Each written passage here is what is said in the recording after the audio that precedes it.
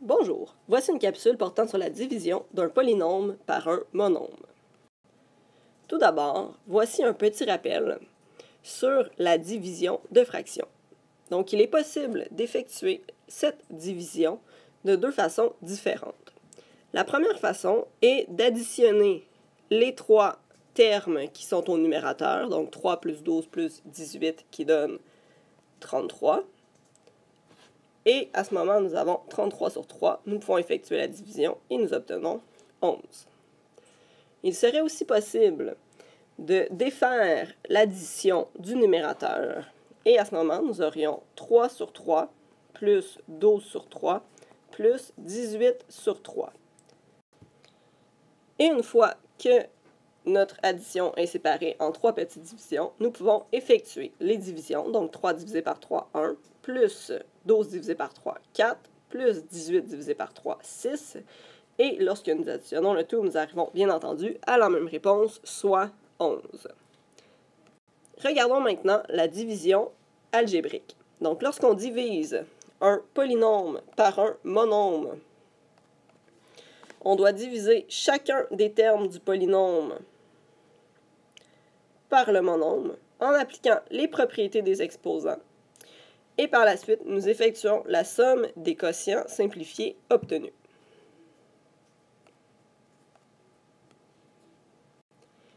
Donc, voici un premier exemple.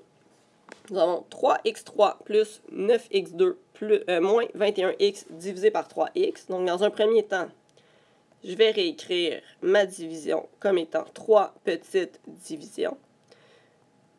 Donc, nous devons effectuer autant de divisions qu'il y a de termes.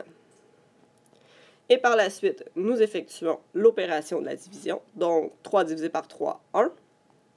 Et x3 divisé par x. Donc, on sous-entend bien entendu le 1 comme exposant. Donc, nous effectuons 3 moins 1 qui donne 2.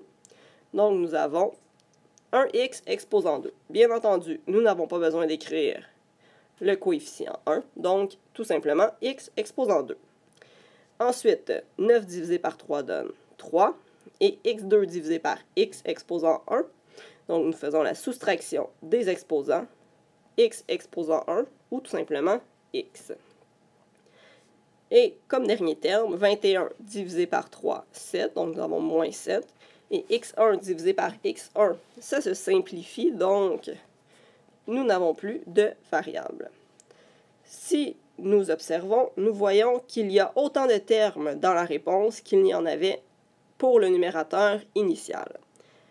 Il nous reste maintenant à vérifier que les termes ne sont pas semblables, ce qui est le cas. Et si nous avions eu des termes semblables, eh bien, il faudrait les regrouper. Voici un deuxième exemple.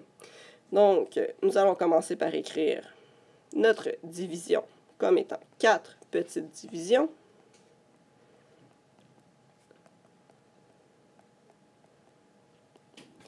Et à ce moment, nous avons 1y4 divisé par 4y. Donc, comme ici, nous ne pouvons pas faire la division, nous allons laisser notre réponse en fraction. Donc, 1 quart. Par la suite, nous regardons nos variables. Donc, y exposant 4 divisé par y exposant 1. Donc, y, nous effectuons la soustraction des exposants. Exposant 3. Ici, nous n'avons pas besoin du 1 comme coefficient puisque notre variable fera office de numérateur. Ensuite, 8 divisé par 4 donne 2. Et y2 divisé par y1 donne y puisque nous soustrayons les exposants 2 moins 1. Et finalement, 4 divisé par 4 donne 1. Et y1 divisé par y1 se simplifie. Donc, ce qu'il reste en réalité, c'est 1. C'est ici où il faut faire attention, puisque nous devons avoir exactement le même nombre de termes à la fin de notre division qu'avant de commencer, dans ce cas-ci, 3 termes. Et un dernier exemple.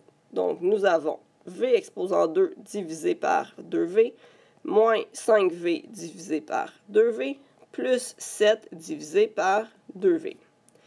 Donc ici, nous avons de sous-entendu v exposant 1 et nous avons 1 comme coefficient. Donc comme premier terme, nous avons une demi v exposant 2 divisé par v exposant 1, il reste v. Donc je vais aller écrire v comme numérateur.